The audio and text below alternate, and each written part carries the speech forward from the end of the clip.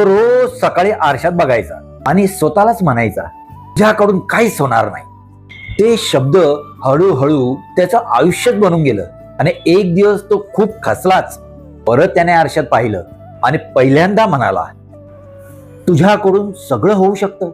तो दिवस साधा होता, पण शब्दांचा परिणाम मोठा होता. आणि काय आश्चर्य, त्या दिवसानंतर त्याने रोज आपल्या आरशासमोर उभं राहून सकारात्मक गोष्टी करायला लागला. हो, तू करू शकतो. हो, तुला जमतंय. हो, तुला जमतंय. असं सगळं जे त्याला ज्या ज्या गोष्टी हव्या होत्या त्या गोष्टी तो स्वतःहून आरशासमोर उभं राहून तो बोलायला लागला. आणि काय आश्चर्य, त्याला जे हवं होतं ते त्याला रोज मिळत गेलं. लक्षात ठेवा, जग तुम्हाला जे म्हणतं तेवढं महत्वाचं नाही.